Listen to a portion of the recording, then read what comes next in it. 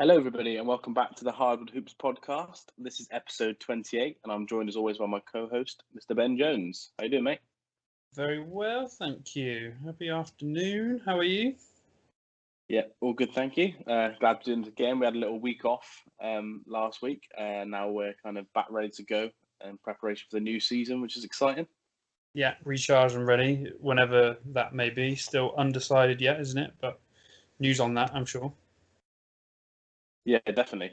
And the plan for today's episode, so we're going to start off with a little bit of news, like Ben just said, with the season start date, potential plan. Obviously not agreed yet, but we're going to go through that. Then we're going to talk about a couple of coaching hires. Then I'm going to pass to Ben for a little bit of a crazy corner with a NBA player putting a workout video up that Ben liked. Oh, yes.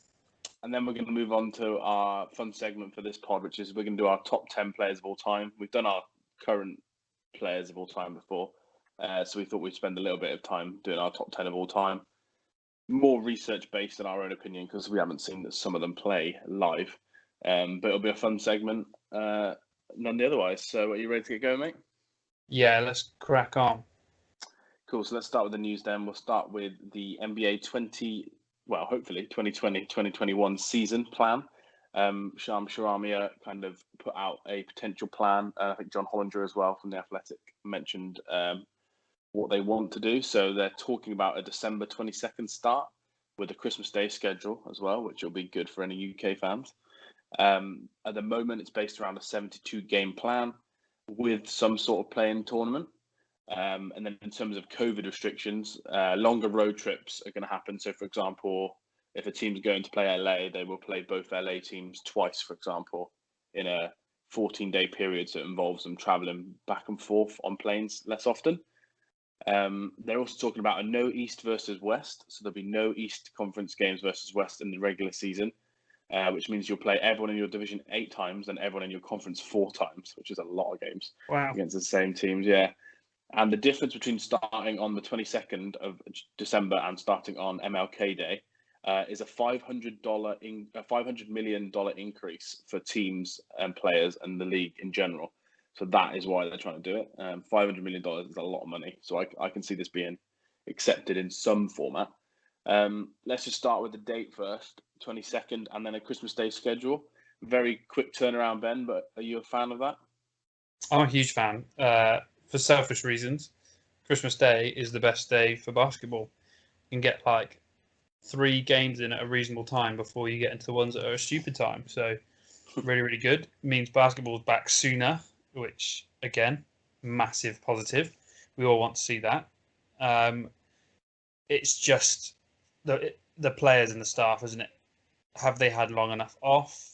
Is it the right thing to do in terms of health and safety? I'm sure, like they did with the bubble, everything will be thoroughly checked and rechecked and triple checked, and they'll put out another big handbook, and everything will be set for the season. I'm just not sure about it still trying to go 72 games. Like, I don't really see the point. Why force more games out and make people play the same team over and over and over again, like 8 times in a year? I know it's probably to do with money and TV rights and stuff, but in terms of safety, surely you just keep. I like the West and the East split to make sure everybody stays safe. Really, really good idea. But why double up the games? Why not just have the West play everybody home and away, and then their home, what's it called, division? They just play. They can play those guys an extra home and away, and just have a shortened season, and then it makes sense to do the play-in tournament. But if you're still doing 72 games and an extra tournament added in, surely that's added risk and added pressure on the players. It just doesn't quite make sense to me. What's your take on it? Well, in terms of the games, obviously, currently it's an 88 regular season. So they've dropped it a little bit. Yeah. And I believe the reason they're sitting on 72 is because of the TV contract. The TV contract states for them to get paid what they need to get paid, they have to have 72 games minimum TV schedule. So they can decrease it, but that would eat into that $500 million amount that they're already kind of pushing for to move the season forward. So I think that's why they're settling in on 72 games.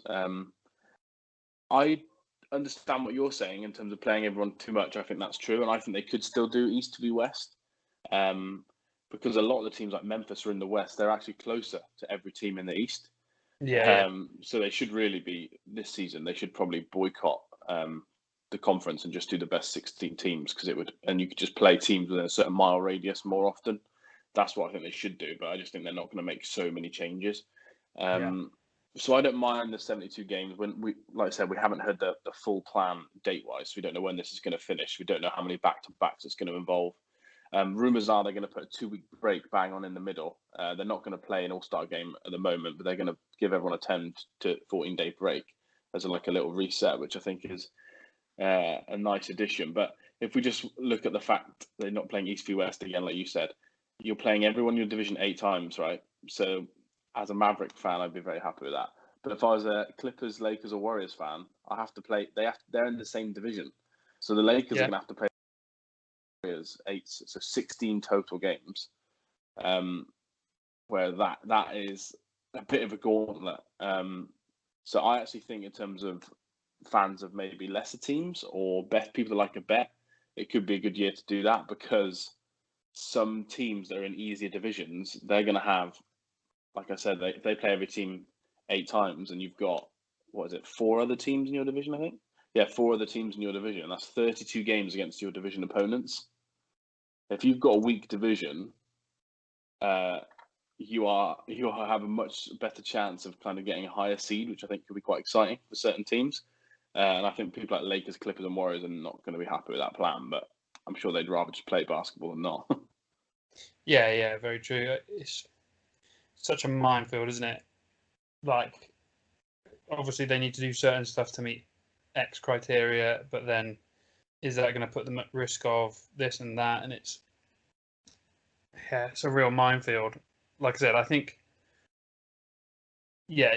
for me as a fan, and in terms of keeping everybody safe, I would rather lessen the games and see higher quality games across the board than have them, like you said, especially that division there, the California one there. Yeah, they're going to be resting players, and some of the games aren't going to be as higher quality because they are playing each other so constantly. And especially if that's what you want to see in the playoffs, you don't want to see it 8 times in the regular season because then it kind of takes the magic away from the playoffs, maybe. That is the division that kind of really highlights that issue. And the Atlantic as well in the East, you've got the two New York clubs, which obviously the Knicks are just going to be the worst team again because they got to play the Nets, 76ers, Celtics, and Raptors. So you've got arguably 4 of the top 5 Eastern teams. You've got Heat, obviously, in the Bucks as well in that list, but 4 of the top 6 definitely. They're all in the same division. So A, that's similar to what you just said in terms of playing each other too much, and B, if you're the worst team in that division, like the Knicks, you've got a much worse chance again of getting any sort of looking at an 8 seed because you're just playing the best teams non-stop in your conference, which is hard.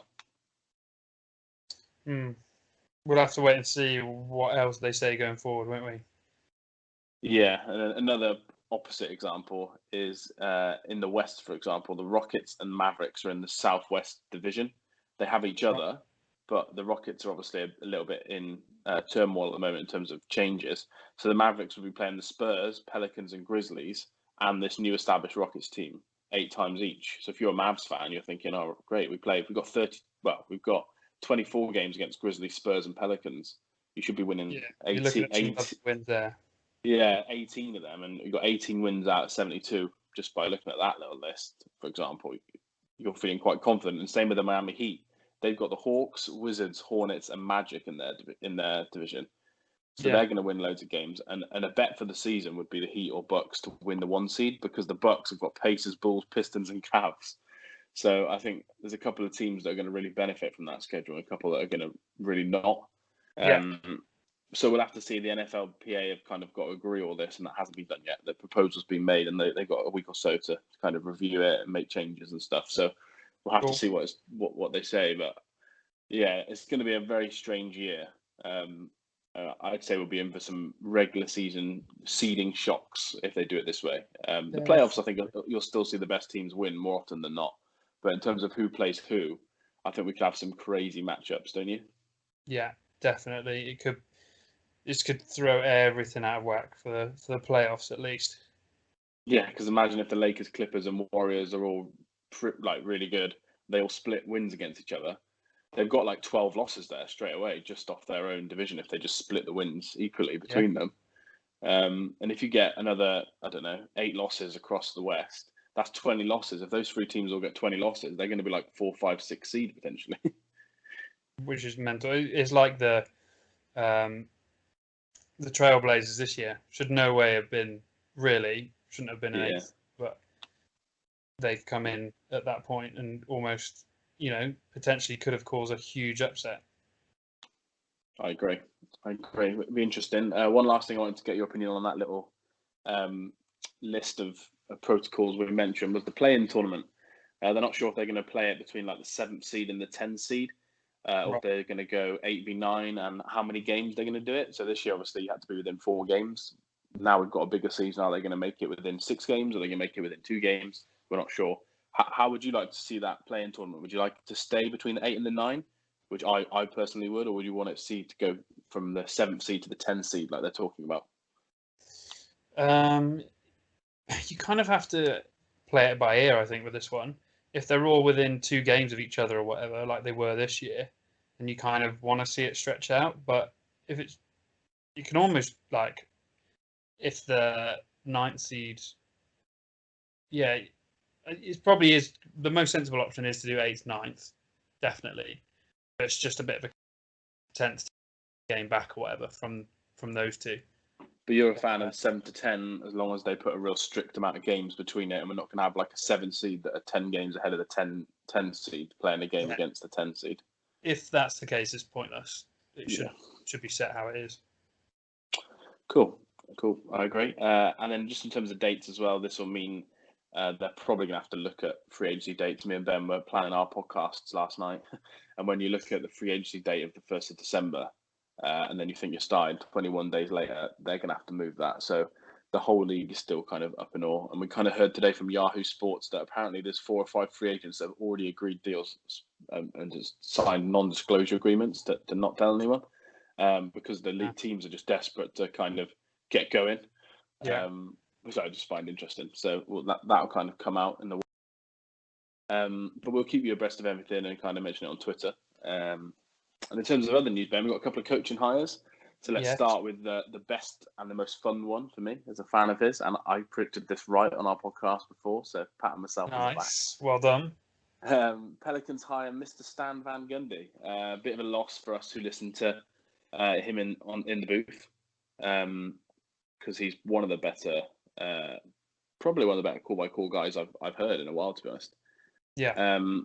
But in terms of a hire for the Pelicans, he's a great defensive coach, which is something they need. They've been awful at defense for the last 2 or 3 years, and this year especially. In every podcast we did in the bubble, we were talking about how bad they were defensively. Yeah. What are your thoughts on him as a hire for this set of team, and obviously for Zion being the star, I guess? Yeah, no, I think it's a nice hire. He's got history with working with sort of, in quotes, all-star big men. He had Dwight Howard in his prime and did wonders with that Orlando team. Got them to the finals once. And he should do some real good work with Zion, I think. He's obviously a good man manager. He can work a team well. And like you said, defensive is his best aspect, which is what they need to work on. I think the offense with this Pelicans team can almost look after it. They're so versatile. They've got them. So really, really good hiring from them, I think. Yep, I agree. Then the next hire. Yeah, we have the Pacers, who are now hiring Nate Bjorkgren. I think I've said that right. If not, I'll find out from a fan. Who's been called the clone of Nick Nurse. Wow. From the Toronto Raptors. He's going to be the new Pacers head coach. He's been with Nick Nurse nearly all his career, apparently. He's been with him the whole time in Toronto. He runs the same schemes defensively and offensively. He has a hand in the after timeout plays with Toronto. And he's, like I said, they'd called him a clone of Nick Nurse across European basketball before he went to America. And Toronto media have kind of done the same. So the Pacers trying to hang on to that Raptors success. A scheme offensively, at least, is a lot better than what the Pacers have been playing for the last few years. But whether or not they've got the right sort of players to fit that scheme, I'm not sure. We both got this one wrong. We didn't even mention him on our podcast. So No, what are your thoughts on the hire? Well, if he is the clone of Nick Nurse, it's got to be a good hire, isn't it? Singing his praises all last season for the amazing things he did with that Raptors team, not just in the championship run, but that season after without Kawhi. So it can only be a good thing for the Pacers, I think, here. Hopefully he does a good job. I'd quite like to see that Pacers team have another push. And I think the biggest thing for them is it depends what they do with Oladipo. That's all I keep seeing at the moment. Potential trades to here, potential trades to there. Or maybe they'll end up keeping him. Who knows? But good start for them with this hiring if what the rumours are saying is true. Yeah, I would agree. Like you said there are a lot of rumours that Victor's going to leave. There's other rumours now that apparently that they would be the only team that would want to trade with the Celtics for Gordon Hayward. Right. Because obviously he's a local. He's from Indiana, so kind of fits the mold of a hometown superstar. Whether or not the Celtics want Miles Turner back or Victor Oladipo, we're not sure. They'd have to try and make the contracts match, but that's kind of come out as soon as this hiring's been announced. So whether or not that's actually part of the plan, we'll have to wait and see. But I think they've got a lot of work to do with the roster if they want to make him a successful coach. But if they give him time, like most coaches need, I think he can succeed. But being a basketball fan, we know a lot of head coaches don't get a lot of time. Just looking at New York Knicks, so we'll have to see if he gets the time. The last bit of news, bit of a fun piece to end on. I wanted to pass over to you, mate, because someone's done a video. It's a player that I don't like, and I think you actually quite like him. So I want to pass over to you for this one. I'm mixed on him. I'm middle of the road at the moment, but yeah, nice, tasty little pre-season mixtape. One of the first of many, I'm sure, has come out this week, and it's Mr. John Wall playing against the New Jersey Nets. Looking pretty good. Up and down the court very quickly. The shot's looking good. I know it's probably when it says like, oh, he's playing against the Nets, like Kyrie and Durant. It's not their A team. It's probably the team they took to the playoffs, that C team. So he is going to look quite good against them. It's just nice to see him back playing again. I'm interested to see what the Wizards do and how they perform this season, and it all depends on that man there. Personally, I want to see Bradley Beal traded and go somewhere half decent, but if him and John Wall can make it work, they'll be the Blazers of the East. Two very good guards and not much else. Depends if they re-sign Bertans as well. That might make a little bit of difference. But yeah, crazy. If the season does start on the 22nd, it will be nearly exactly 2 years to the day since John Wall last played an NBA basketball game. And if the Wizards are set on the opening couple of days, it'll be pretty much 2 years, sorry, when he last played. So that's a hell of a lot of time to get back, isn't it? Yeah, fitness-wise, and it's such a long time. And injury-wise. But there's the other side of things that he hasn't got as many miles on his legs. So if he kind of holds up injury-wise, he might have fresher legs, but we don't know what to expect. I've never really liked him. But I do respect that Washington kind of want to see him and Beal together again before they make a decision on what to do. Because Beal's come such a long way since John Wall's gone out. Yeah, exactly. And I think giving them time together, it's probably a clever thing to do. I don't think you need to jump into any trades nowadays. Too many teams kind of trade picks or stars before we've kind of worked out what level they are, and why not see what John Wall can do? They can't really trade him because of his contract, so I guess they'll just see how Bradley and him play together and work out where to go. But definitely exciting news if you're a Wizards fan. You don't have a lot of exciting news if you're a Wizards fan, so any John Wall mixtape videos is going to be greatly appreciated. Yeah, definitely. Cool. All right. Well, that's kind of the main block of news we had then, mate. Let's move on to our fun exercise for this pod. We kind of done a top 10 list of all time. Each of us separately. We haven't looked at each other's lists or compared notes. I know one that we're going to disagree on. But I'll be shocked if we've got many others in the same places, because there's been many great players of all time in different orders on different people's lists. So it should be fun. Yeah, I looked at a couple just to sort of reference to see Yeah. where my list sort of was in comparison to others, and it is the same kind of handful of players, just in slightly different orders for slightly different reasons. Yeah, I've seen like a 14, 15 player list really, like spread across the top 10. Yeah. And there's definitely like 7 or 8 always in the top 10 of every list I've looked at, but they are in very different orders. Especially in the middle, I think people really struggle to kind of put their bias aside, or that if you're focusing on titles, you might put a player higher up or lower down. But we'll see what we've done. Do you want to kick us off then with your number 10? So 10th best player of all time. He's last on this list, but he's last on a very good list. Yes, it's not a bad list to be 10th on, is it? No, it's not. So, yeah, I guess we'll do this in a similar format to the way we did our current top 10 players. Go 10 up to 1 and have a bit of a discussion and try and get some points across. And Yep.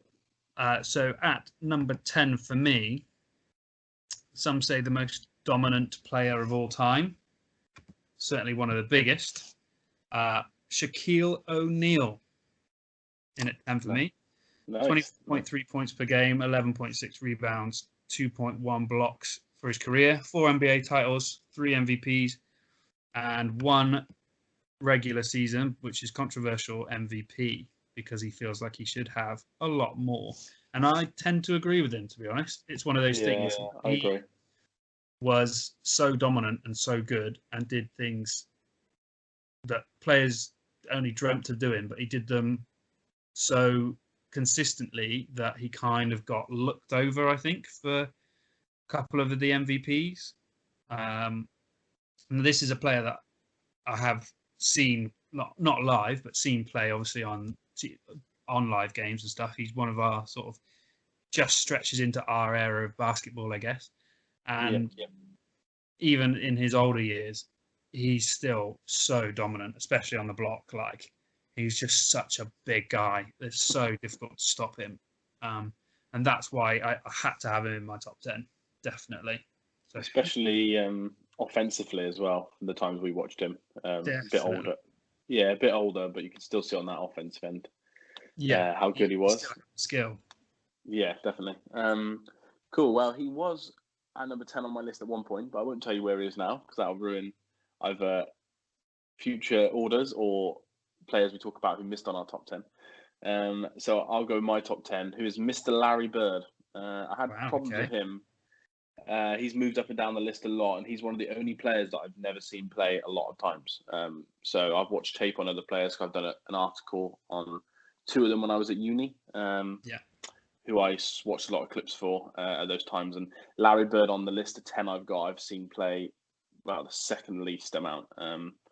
So I kind of went off other people's lists, and he was ranging from 7 to 10 on a lot of people's lists. 3-time NBA champion, 2-time Finals MVP, 3 league MVPs as well. And he also thought he should have had more. I think he said that he was shoo-in for a 4th, but I think Magic won that one, so he wasn't very happy with that. And what kind of got him definitely obviously in my top 10, but one little stat I found out that I liked about him the most, put him to number 6 and 7, and I moved it around a lot. He's one of only 2 players on my list to ever win a 3-point title. And if you think about the era of basketball he played in and the fact that the size he was, and then he won a 3-point title, I thought that was quite a nice skill for him to have. And I would say if he played in the modern day era, he would win even more and get to be higher on my list, because I think that he suits the modern day basketball so well with that outside shooting, kind of spot up 3 big man sort of role. And he can have handles. Luka Doncic gets compared to him very, very often. So I'm sure if I'd seen him more, I'd loved him. But he just got into my 10. I couldn't leave him off. But I just not seen enough of him, and his defensive frailties kind of led him to be number 10 on my list. Yeah, he's like a more mobile Tim Duncan is the way I look at it. Very consistent. Does all the right things at the right time. Obviously, like you said, he's got that outside shooting. I saw a video of another player that's going to be in my top 10 yesterday competing in a 3-point contest against one of his teammates. And he got absolutely destroyed, yet he's still in this top 10 list. So, like you said, it's quite an accolade, especially for players of that era, to be on this list with a 3-point championship under their belt as well. So, especially if they're not a point, like traditional point guard with his size as well. So So yeah, he's number 10 for me. And I'll go straight onto my number 9 because Yeah. we've already spoke about him. He's 10, and I swapped him around with Mr. Bird. It's Shaquille O'Neal. You've kind of mentioned all the stats there, so I won't go too much into detail there. But in terms of my notes, I put he had probably one of the top 5 primes of all time, but his prime was much shorter than the people who are surrounding him on this list. He had a lot of foot problems. Obviously, he's a big guy, weight problems. He fell out with Kobe / the Lakers and left too early. And if he stayed with the Lakers, he's probably on 6 or 7 titles, if I'm honest. And he's higher up. Yeah, he's higher up on both of our lists. He's been a scoring champion. He's been an MVP once, maybe should have been 2 or 3 times. 4 titles. I just think the length of his prime being a lot shorter than some of these players led him to be number 9 on my list. But how good he was when he was in his prime, I mean, you cannot kind of leave him off your top 10. So Shaquille O'Neal is number 9. He equally sort of brought it on himself in a way. Like he would always play himself into shape, and rather than purposely trying to keep all that weight off and keep himself slim and in game shape, he would play himself into shape through the season, ready for the important games, if you will. Yeah. And I think long term, that had a huge effect on him. Yeah, I agree. I think when you get older, it's probably harder to play yourself into shape. But you see a lot of these older stars, the LeBron James, Tom Brady, for example, even someone like Vince Carter was saying that he has to stay in shape in the off season, even more so, just to make sure he's ready to go. Whereas Shaq didn't quite have that same mindset. But yeah, still a super dominant player, and him and Larry were kind of swapped for me a lot of times. So yeah, Shaq at 9. Who's in your number 9 spot? Number 9, I have the big fundamentals. I got Tim Duncan in at 9. 21.9 points per game, 12 rebounds, 2.4 blocks, 4 titles, 3 finals MVPs, 2 regular season MVPs. Not flashy to watch. Some would say boring, but I think he is super entertaining. He's one of my favorite players of all time. You just cannot fault his consistency. It's so good. It's the best facet of his game. He's massively consistent. It helps that he had an incredible mentor going into the Spurs and the Spurs system. It helps that he had Greg Popovich as a coach, but ultimately he is on the list for being like a great player in his own right. So I can't not have him on this list as well. So starting off with 2 big men at 10 and 9, however you want to play Tim Duncan, power forward or centre. So yeah, Tim Duncan at 9. Cool. That leads me well on to my number 8, because my number 8 is Tim Duncan. This is very similar to when we did our top 10 of all time. Like a ladder. One of us would go first, and it seemed to be every couple of goes that we would feed into the other one's answer, which is nice. So yeah, I've got Tim as mine. I put he's the best power forward of our generation. He might go down as the best power forward of all time, to be honest, actually, because a lot of people above him on my list are more century types. But if not, he's the second best power forward of all time. 4-time NBA champion, like you said. He's one of the rare back-to-back MVPs. I know we've had. I don't know if LeBron did it. Maybe LeBron did it. Obviously, MJ did it. Yeah, LeBron. Steph and Tim were the kind of the next 2 to do it. Similar to you, I love Tim Duncan. He's one of the players on this list that we've seen play a lot. Probably even more than Shaq, I think. We got a bit more of Tim Duncan's end of his prime when he played a little bit more centre, which is cool. You saw him play against LeBron a lot in those Spurs Heat battles. Oh, I know. Well, that first year the Cavs made the finals was against the Spurs. Yeah, they lost in 4, didn't they? 4-1 or swept them, yeah.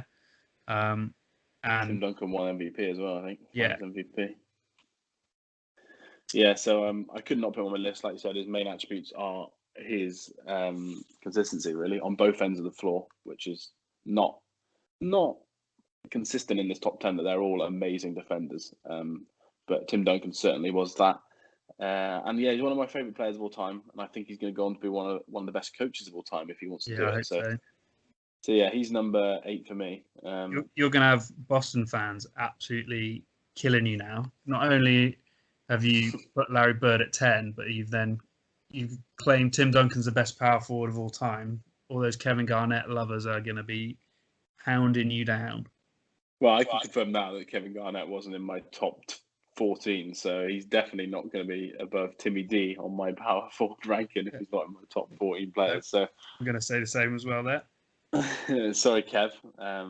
I would say don't at me on Twitter, but please do, because then we get more followers. So yeah, let's go to next on your list. Is it your number 8 or number 7? I've kind of forgotten the last. 8. Your 8, yeah. Go for it. My 8 is the late great Kobe Bryant. So I've got more sort of players of our generation towards the sort of bottom, if you will, of my list, and I'm putting Kobe in there. 25 points per game over his career, 5.2 rebounds, 4.7 assists, 5 championships, 1 MVP, 18 All-Stars, 11 first-team NBA appearances, and God knows how many more. And I think the thing that surprised me the most looking this up was the 1 MVP. And I think that shows you how competitive this era of basketball is. You put Kobe with those kind of numbers in any other era of basketball, and he wins MVP year after year. But the players we've had around and still have around from this era of basketball is just insane. And we've mentioned 2 of them already, Shaq and Tim Duncan, who took some of those MVPs off Kobe. But it's phenomenal the fact he's only won 1. He was an incredible player, and I think the thing that, in terms of his legacy, that he leaves the most, in my eyes, is work ethic and focus on winning. I personally don't think there'll be another player, and I don't think there ever has been a player as devoted and motivated as Kobe Bryant. And I think he is the closest thing we will get to Michael Jordan, full stop, in my opinion. I would not argue with any of that. I hope Mr. Luka Doncic might get there one day, because obviously the comparison between the players, but we'll have to see. Once again, Ben, you're just leading me on to my number 7. Love this. Who was also the late, great Kobe Bryant. This also means you've got Larry Bird a lot higher than me, which is slightly upset me. Or you've not gone on the list, which would upset a lot more people than just me. So either way, you're upsetting someone. Yeah. So yeah, I've gone Kobe at 7. In terms of the work ethic and attitude, like that's just I couldn't agree more. He's one of the most hardworking, determined winners in NBA history. And the 1 MVP I wrote down on my list as well. I was absolutely shocked that he only won 1 MVP. And he obviously Shaq won an MVP when he was on the same team as him in that first year. But I was completely shocked by that. That's one of the most maddening stats I read. Obviously, all these players have done great things, but when I saw that, I was thinking, like, hang on, is that actually right? So that shocked me. But he's also been a 2-time All-Defensive Team, which is something some of these players don't have on this list, which I thought was quite cool. He's obviously a multi-time scoring champion, which we mentioned. I think in his peak, he might be the second best basketball player I've ever seen behind Michael Jordan on his peak. But I just don't think his overall game lasted as long as some of the other people above him. No, and maybe that winning really got him. Yeah, I think that Achilles injury at the end really kind of stagnated his career, and he retired a lot earlier than maybe some of the other greats would, like a LeBron, who he was kind of competing with, will go on to play a lot older age, than Kobe will. Kobe did, sorry, but yeah, I could not put him in my top 8 for sure. Not even just because he wore number 8, but yeah, he got into number 7 for me, and I just think he's one of the most talented people on this list. But if you add in career accolades and other areas of the game, I just think maybe he falls slightly short. But he was very close to, I won't reveal yet, but him and number 6 were basically neck and neck for me. But yeah, Kobe at 7. Who was your number 7? My 7, he's finally made an appearance. It's Larry Bird. Yeah, I'm glad you didn't put him any higher than this, because I moved him from 7 to 8 to 9, back to 8, then to 10. So when you said I've seen him a lot of the time from 7 to 10, and I've got him in at 7, I was like, yes, bang on, here we go. So I put him in at 7. Just interesting. You think he's better than Kobe? I would say. For me, what puts him up there slightly, like Kobe was incredible, but I think the one MVP, like I mentioned, Yeah. shows what kind of era of basketball he was playing in. Whereas Magic and another player, well, Magic and Larry, sorry, were the at that point in time were the guys. Like they were the top two in that era of basketball, and that is it. And they brought basketball back from a brink that could have seen it die a death. And for that kind of legacy setting and legacy building, that's what put him a little bit higher for me. I've watched quite a few documentaries on him and Magic and stuff. And although, like I said, Kobe is that incredible player, he 100% hands down a better player than Larry Bird. It's just the things that he did for the game, I think, are more recognizable than what perhaps Kobe did overall for the NBA. Like Kobe for the Lakers, probably one of the most revolutionary players they have ever had. You could argue he is the best Laker of all time, easily. But you can do the same for Larry. He could arguably be the best Celtic of all time.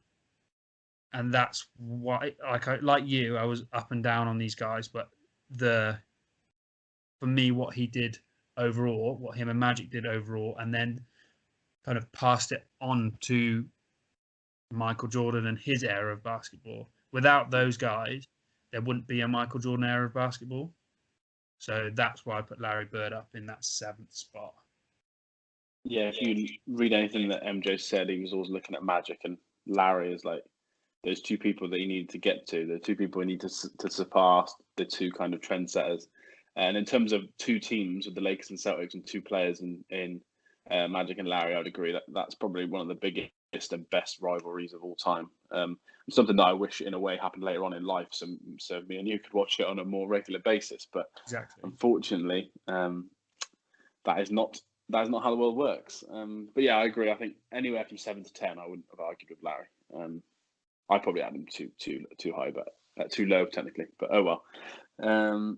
Cool. Number 6 for me. This leads on to another good topic as well, because I've got Mr. Magic Johnson.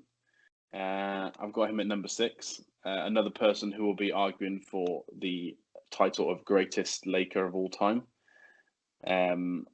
He's kind of a bit of a comedy star nowadays with his Twitter and how bad he was as a GM, but people shouldn't let that take away from the fact that he is one of the greatest basketball players of all time. In terms of his career accolades, obviously he was part of that crazy Lakers team. I think he averaged nearly 20 points a game, 7 rebounds a game, 12 assists and 2 steals. He played for the Lakers, I think, for like 16 years, maybe 17 years, something like that. It was a crazy amount of time that he played for the Lakers. Retired and came back as well, didn't he? Yeah, and that's before the era of that we have now, where players have got so much things they can use to kind of extend their careers. But yeah, his bout with HIV kind of shut his career short a little bit. And if it wasn't for that, I think he could be even higher on my list. He's a 5-time champion, 3-time regular season MVP, 3 times finals MVP. And I think if his career wasn't cut short at the end, when he was really towards the end of his prime, I think that he could be even higher on this list and higher on the total MVP list. Like we said before, him and Larry kind of revolutionized basketball. MJ uses Magic even more so as like a part of his career that he was aiming to hit. Because obviously Magic had the off-field accolades as well. Around America, he's very well loved, did a lot for charity and stuff. And I just think he's had an incredible story as well, which adds to him on my list. I think the HIV stuff and what he's done after basketball, financially and stuff, I think he's changed the game. He made it more of a business. And he kind of shown the light for Michael Jordan to kind of create that Jordan brand. Yeah. And on court, any clip you watch, he's one of the players I like to write a piece on. So I've seen him play a lot more in terms of old clips and buying old games. And he was absolutely incredible. His passing range, one of the best I've seen. And he's up there for one of the best Lakers and one of the best NBA players of all time. So Magic hits my 6th spot. And who's next on your list? In 6th is Magic Johnson. I've got him exactly the same spot, and I just basically echo everything you've just said. Phenomenal player, incredible passer. just, if you've never seen him play, go back and watch some of his clips and his highlights, because he was incredible. And no one had seen someone so big move with the ball and pass the ball the way he did it, which is why he was part of that Showtime Lakers. Like, he is called Magic for a reason. So yeah, I won't spend too much time on him because you've said everything that needs to be said. He was fantastic. Yeah, I do think that anyone who hasn't watched that era of basketball, please go back and watch some of his games because you'll enjoy it. And if you're a fan of a LeBron or a Luka Doncic type, just go watch Magic play and you'll be very happy. And go watch a Lakers v Celtics game with Larry Bird and Magic, who often gets compared to LeBron and Luka in terms of playing style. And you'll just have those games. Cool. So on to our top 5 then. We've got one the same so far.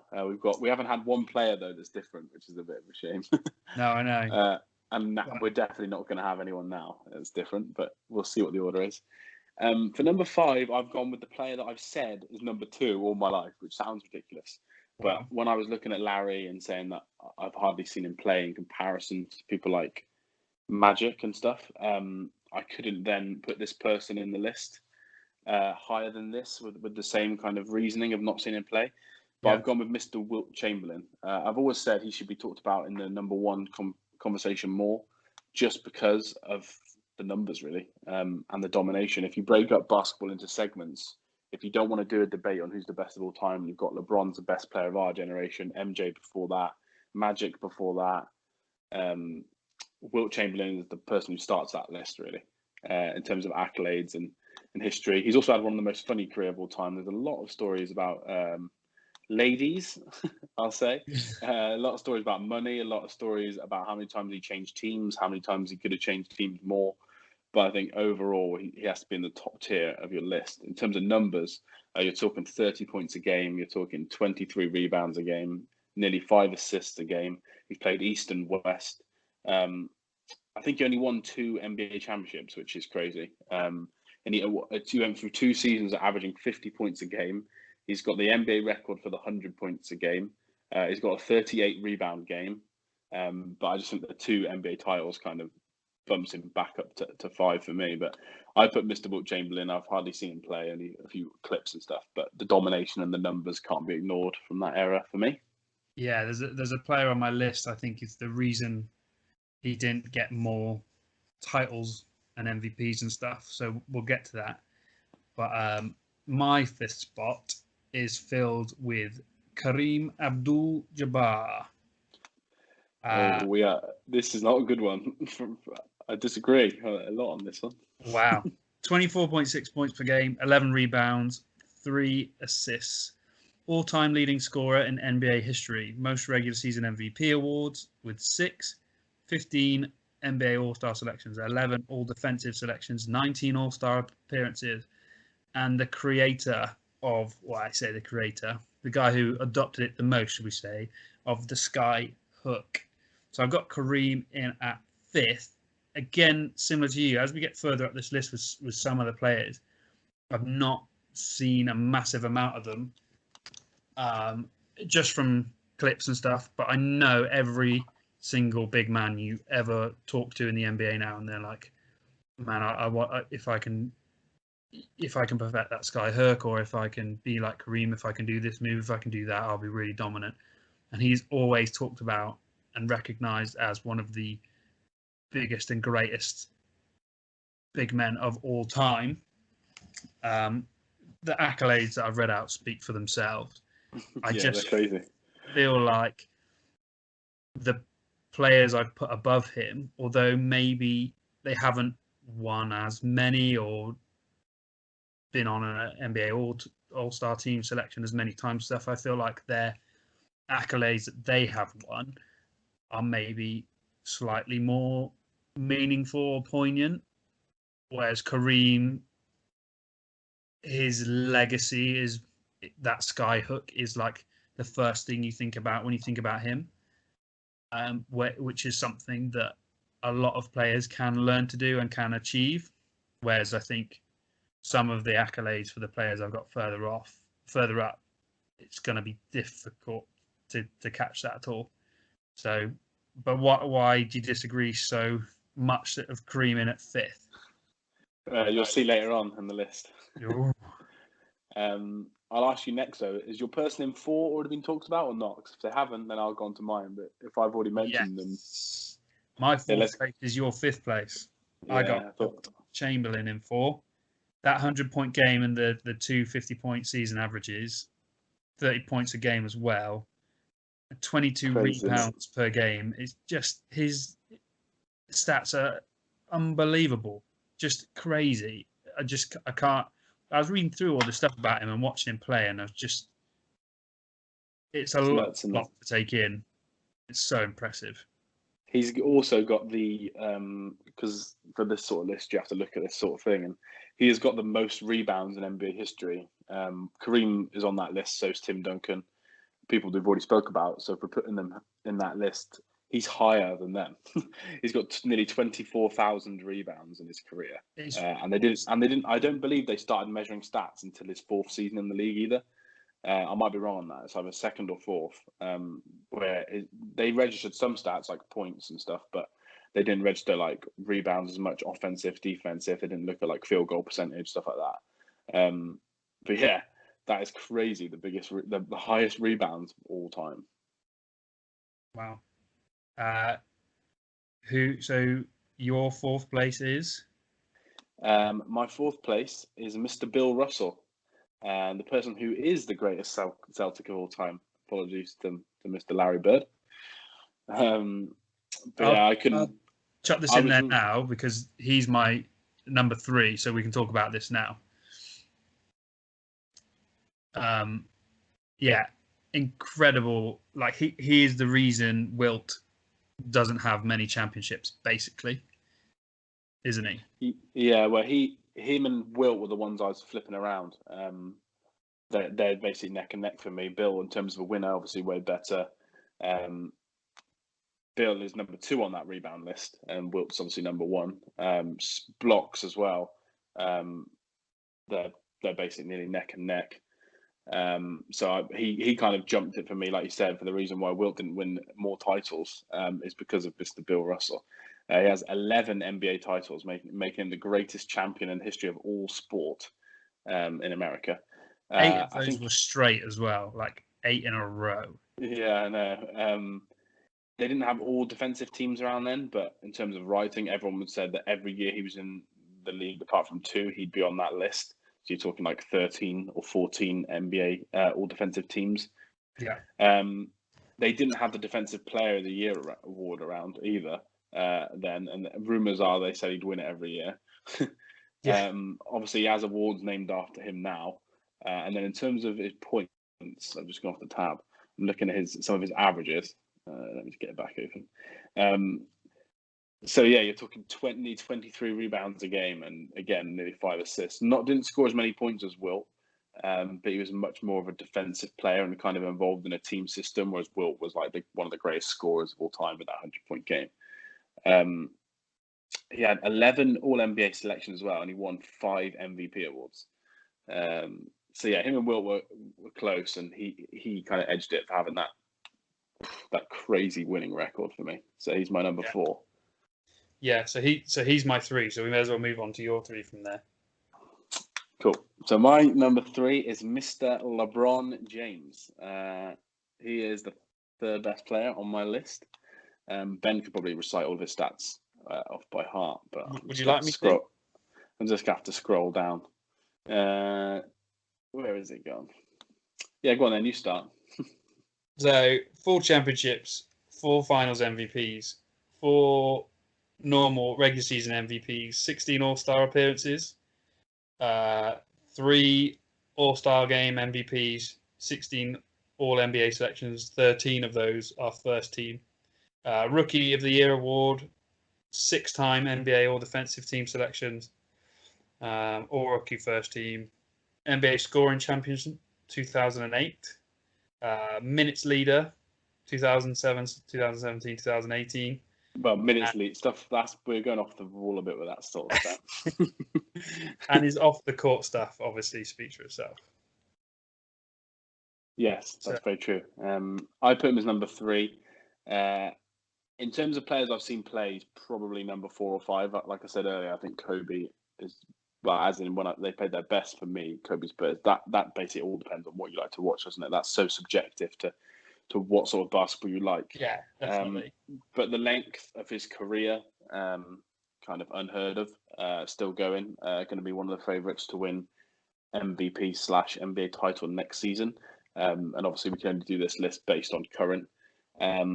His titles are obviously less than most people that I've got in my top 5, apart from Mr. Wilt, who's at 5. In the top 10, I think he's got one of the least amount of titles as well. Well, 6th most. So there's a few ahead of him on that list.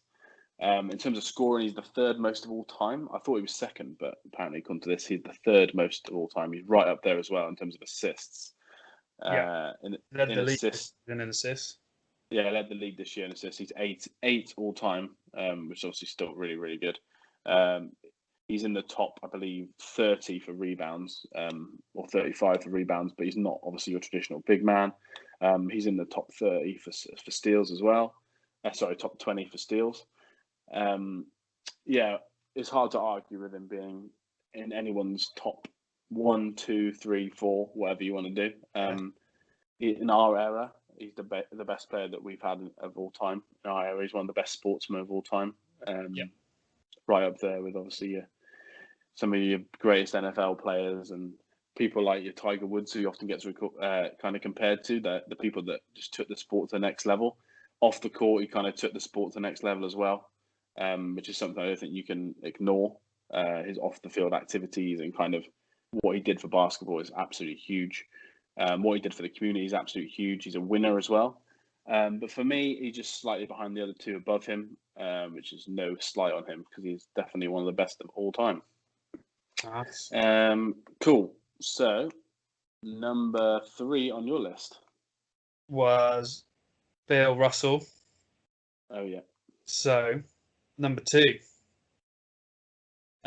My 2 is Air Jordan himself. I think it was all predictable going this way, getting this far through for me. I put Michael Jordan at 2. 30 points per game, 6.2 rebounds, 5.3 assists, and 2.3 steals per game. What more can you say for Michael Jordan? His career was incredible. He's potentially the most famous athlete of all time, isn't he? He is probably phenomenal. Yeah, he's up there. The brand he's built is just unfathomable. Like, his empire is just so vast, and he's so wealthy. And obviously, everybody who's listened to this has probably watched The Last Dance, so you know exactly what he's achieved. Those 6 titles, 3 back-to-back, followed by 3 back-to-back with the little break in between. And just the way he, like I said before, he took the game off kind of Larry and Magic's shoulders and just took it to just an all-new high. Nobody ever thought somebody could do the things that he has done with the game. I think offensively, inside the 3-point line, he could be the most versatile and the best player we've ever seen in terms of that. His will to win is only matched, I think, by Kobe. Like I said before, he just transcends basketball at the moment, and I think it is difficult for any player, whether they are here already, whether they've been there before, whether they will come in the future, to sort of dethrone him in a way and take away what he means to the game of basketball. So it's very, like you said before, you can have any of these players in 1, 2, 3, or 4 and make a good case for whatever reason you've placed them. So for me, Jordan is at 2. Okay, cool. I also like, just throwing in there, the NBA All-Star things he's got going for him, like the dunk contest and things. And that this was the player I was talking about with the 3-point contest. Yeah. I saw him go against, I can't remember who the teammate was, but Michael Jordan got 5 threes in total, and his teammate got 15, I think, or 16, which I think for potentially the greatest player of all time was a little bit disheartening. But it wasn't the greatest asset of his game, so you let it slide. Who have you got in at 2, or is there anything you want to say on those points? Well, he's yet to come on my list, so I will respond then. Someone called Hodges, apparently. Someone Yes, Hodges. I that's don't it. know. It's quite famous, actually. It was one of the most memorable 3-point contests for the wrong reasons. It sounds quite fun. And there's a video on YouTube as well. I haven't watched it, so I might watch that. Yeah, watch the this. video. It's very interesting. Cool. So I'll go on to my number 2. Obviously, already spoken about by yourself. Mr. Kareem Abdul-Jabbar is number 2 for me. I know other players have won titles like John Havlicek, for example, Frank Ramsey. I think I think Casey Jones maybe won 8 as well. But the common denominator between those is they are on Bill Russell's Celtics team. Yeah. Sam Jones was also on that team. He's won 10. So if you take those Celtic players out, which I'm not saying they've achieved stuff because they haven't, you've only got Robert Horry really and Bill Russell that are above Kareem as the main player on the title-winning team. He's won 6 titles, as is obviously MJ and Scottie Pippen. He's in the list with those players. He's widely known as the greatest high school basketball player of all time. He's widely known as the greatest college basketball player of all time. So I kind of included those parts of his career as well, in terms of like an overall legacy.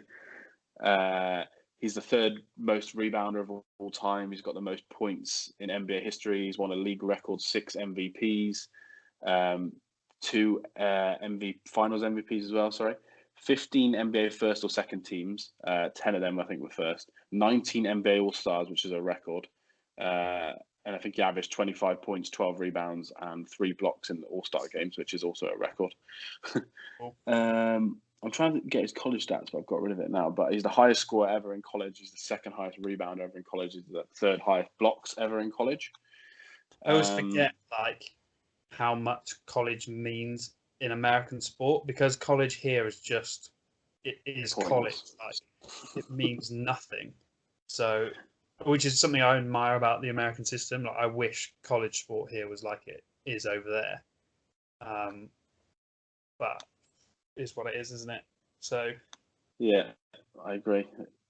Our system is a lot worse than theirs. And then in terms of Kareem as well, I saw a good article which kind of did like a points tally for players, and it was like regular season was 10 point, MVP was 10 points, Finals MVP, champion, all NBA, defensive, etc.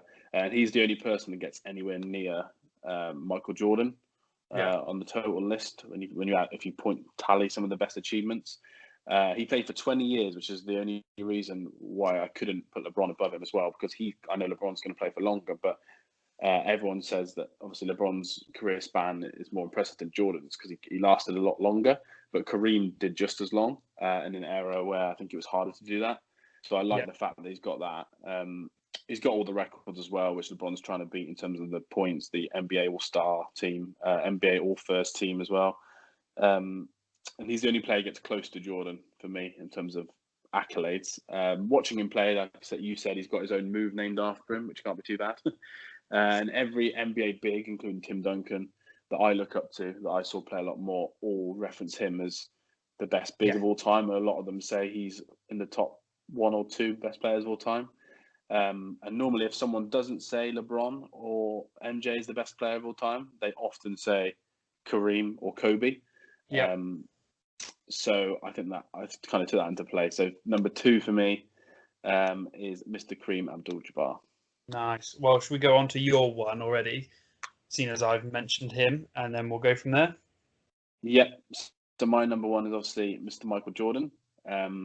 This article by Bleacher Report, who kind of did the scoring, opened it up saying you've just read all the career stats from Kareem Abdul-Jabbar, and then now you realise the gap between Michael Jordan and Kareem is absurd. Jordan's 5 regular season MVP award. He obviously had 6 Finals MVP awards, 6 championships as well. Never lost in a Finals. Jordan is kind of widely known as either number 1 or number 2 of all time. Anybody who was older, who watched him in that era, basically says Jordan. And then it's people more our age that has the kind of LeBron v Jordan. Yeah, they kind of compare him to almost those sort of players, really. For me, actually watching the game, so a lot of these players we haven't watched, he's the greatest player. I said Kobe's up there. I think if I took Pete Kobe versus Pete LeBron, and I watched them in a game or in a final series, part of me would go, I think Kobe's like actually slightly better. But the peak didn't last anywhere near as LeBron. LeBron's like 16-year peak, basically. Whereas MJ, when I watch him play, for me, that's just the greatest basketball player I've ever seen. There's nothing he can't do. I think he's the greatest winner of all time in terms of attitude-wise. Kind of widely thought of that he's almost too petty with his attitude because he wants to win that much, which is quite funny. Obviously, the whole 6 titles, 6 Finals MVPs, Rookie of the Year. He won the national championship at college, national championship at high school. The best Bull of all time, obviously. Easily, yeah. Which is good. Scottie Pippen, probably number 2 there. 30 points a game, I think it was, 6 rebounds, 5 assists, 2 steals, something like that. But it's a very different era. Defensive basketball is more apparent. You watch the documentary, you can see that every team is basically saying, "Oh, we're just going to foul, we're going to hurt him, we're going to try and injure him." Stuff you can't do in modern day basketball.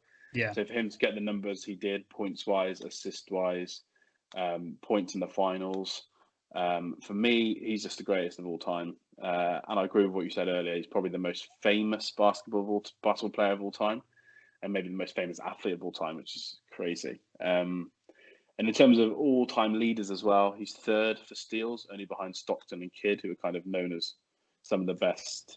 That's the thing that really puts Michael like in a league of his own for me, is the offense was incredible, but the tenacity he defended with was incredible. So good.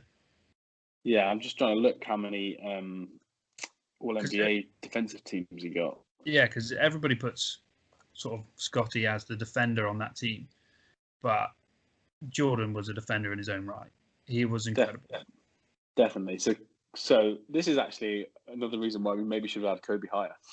So Michael Jordan, Gary Payton, Garnett, and Kobe Bryant share the record for most defensive teams, or like first teams, with 9.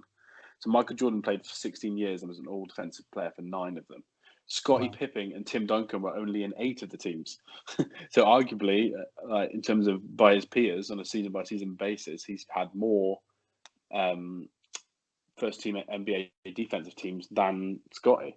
But obviously, just has that different sort of mindset. He's 5th on all-time points, playing the least amount of games out of everyone on that list. So Kareem, Jordan, Kobe, Malone have all played between 1,300 and 1,500. MJ basically played 1,000 games. So he's 500 games lower, and he's just behind them on points.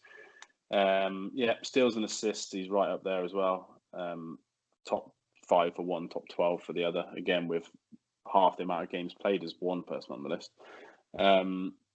He's just the best for me all time. And I would really struggle to hear any argument that he's not 1 or 2 on anyone's list, to be fair. Yeah, I completely agree with that. But yeah, let's go on to the person we all know you were going to have as number 1. Yeah. Mr. LeBron James. Recency bias, I guess, plays a huge amount into this for me. He is the player of our era, so I've seen him play week in, week out, and it's difficult to sort of besmirch that kind of when you're seeing it happening.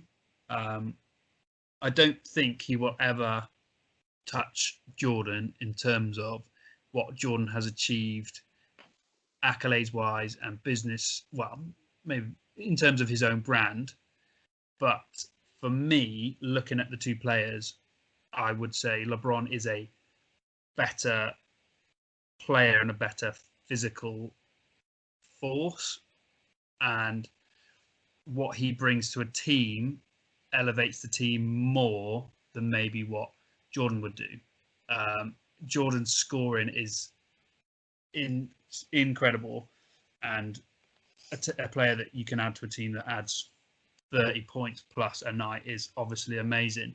But when you've got a player that can do that and assist 9 times a game and rebound 9 times a game, and you look at the teams that he's taken to championships or if not to finals, it is, for me, the way he raises teams is incredible. And I know we shouldn't really take it into account as well, but the stuff that he has campaigned for and achieved off court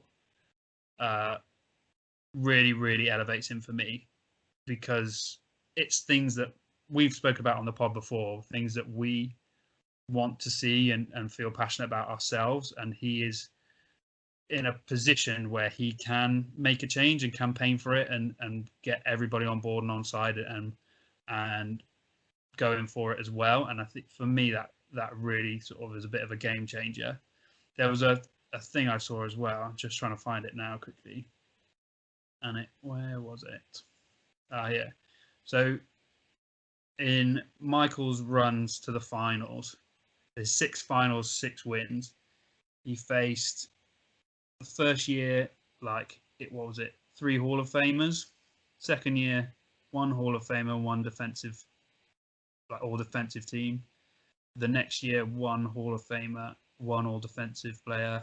Year after, 1 Hall of Famer, 1 defensive player. Year after, 2 all defensive, and those same 2 players are Hall of Famers. And then the same again the year after. And then comparing that to what LeBron's had to go through in his finals, you got the first year against the Spurs, 1, 2, 3 Hall of Famers and 2 defensive, all-timers. The year against the Mavericks, they had 2 Hall of Famers and 1 defensive player. Then the OKC team, so you've got Durant, Westbrook, and James Harden there, with Serge Ibaka, so a defensive all-timer probably. Then that Spurs team with Duncan, Parker, Ginobili, Kawhi, the defensive players and Hall of Famers.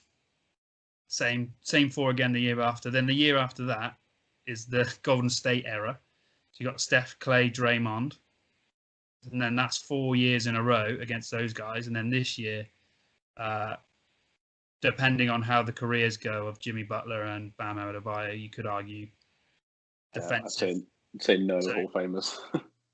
In terms of players he's had to go up against and the way the game has changed throughout his career and the way he's been able to adapt and still be in that upper echelon with any team that he's on, for me, just puts him above Michael in terms of him as a player. Like I said, I don't think he will ever touch Michael in terms of his achievements and his accolades and what he did for the NBA. But as a basketball player, I have to put LeBron above Michael. But I understand why anybody would swap them over or whatever. Like you said, this list, you're talking about the top 10 of all time.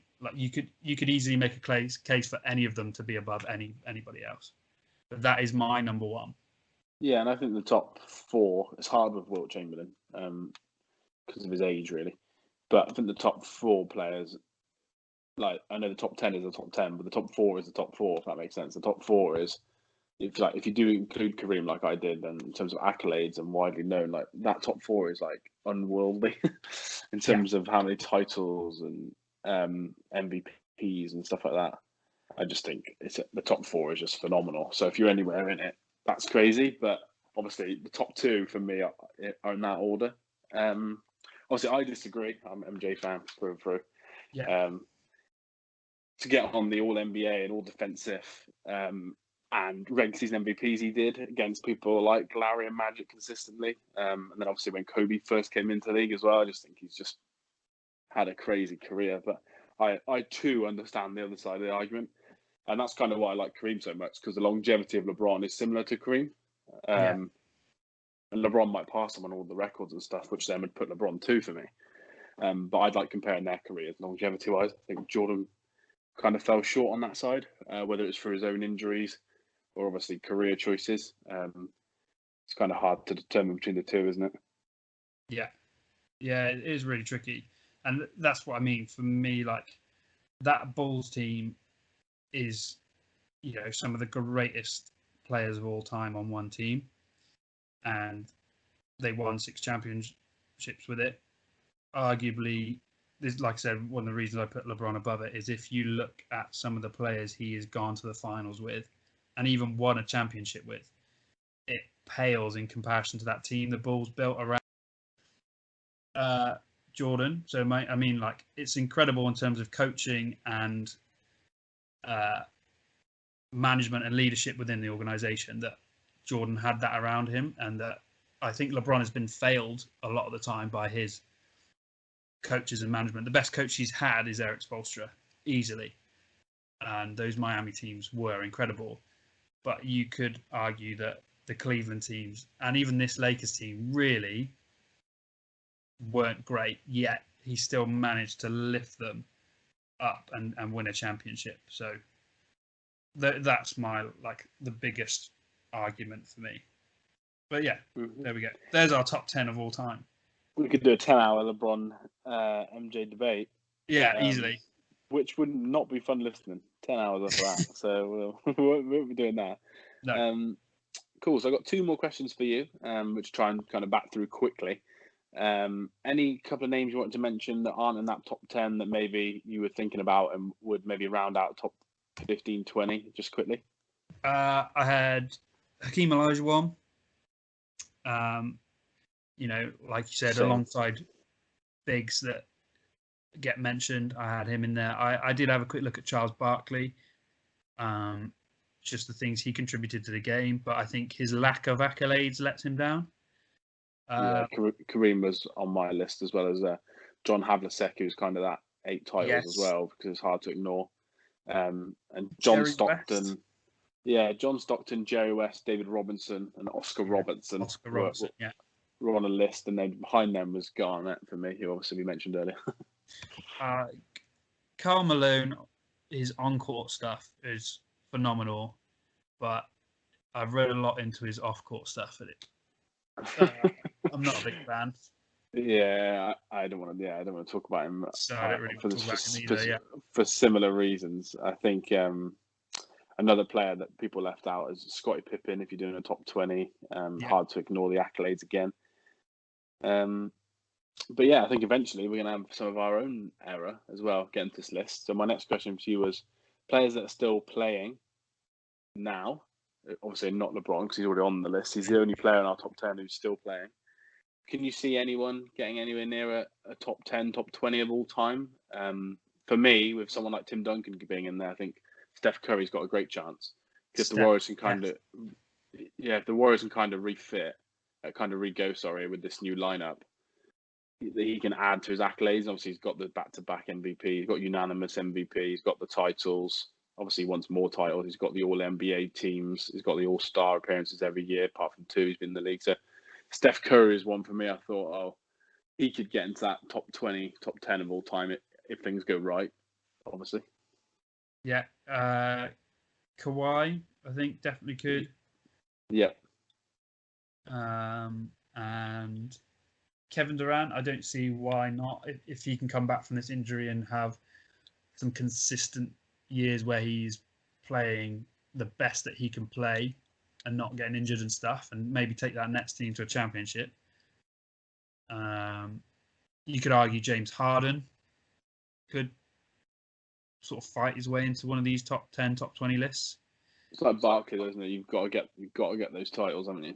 Yeah, definitely. And it's difficult as well, because I don't think the amount of titles you win is the be-all and end-all, because if it was, Bill Russell would be number 1 on everybody's list. But they do mean something. Yeah, they definitely mean something, especially at finals and finals MVP, leading a team and stuff. But it's hard to be in a top 10, I think, without a title for me. All of our top 10 obviously had 2 each at least, I believe. So yeah, it's definitely something to consider. And then I don't know if some other players like a Wade or someone like that who's recently retired, Dirk Nowitzki, might break into a Hall of Fame and maybe get more of a case. But yeah, cool. some good lists there. Some incredible players that we've been very fortunate to watch, or very unfortunate to not have watched in their prime, unfortunately. Yeah. But yeah, good lists. Cool. Well, we'll end it there in terms of the main segment. I just wanted to mention a couple of our other episodes. We've got an NBA UK kind of collab with an alphabet challenge for best player for each letter of the alphabet, with some forfeits involved, coming in the next couple of weeks. Me and Ben have kind of planned out a couple of draft episodes, one with a guest as well, hopefully, which will reveal nearer the time. We've got a couple of free agency episodes planned. Once we know the date of that will be much more helpful. We've got a guest plan for that as well. And then we're going to move on to some 2021 season previews, East and West, or divisional, depending on how they kind of make the schedule. Me and Ben will sit down and plan out those. And then going forward, as soon as the season starts, we're going to kind of do 2 45-ish minute episodes a week, and do one that previews the upcoming week and then one that reviews that week. So yeah, some really exciting stuff planned. Have you got anything to add to that, Ben? No, I think you hit the nail on the head there. I'm just looking forward to having it back already, believe it or not. Yeah, same. It doesn't seem like much of a wait, No. Which is exciting. I thought we'd be waiting until February, March. So it's great that we're not. But yeah, some exciting episodes. And then any episodes that kind of you guys listening want to hear from, or any questions you've got for us, or any guests you like, just message either of us or the Twitter page, or DM us anytime, and we'll be happy to help, won't we, Ben? Yeah, definitely. I want to hear what the listeners want to listen to, and we're quite happy to talk about it as well. Cool, perfect. Well, thank you very much, mate. Enjoy the rest of your week, and I'll see you next week for next week's episode. Speak soon. Cheers, bye.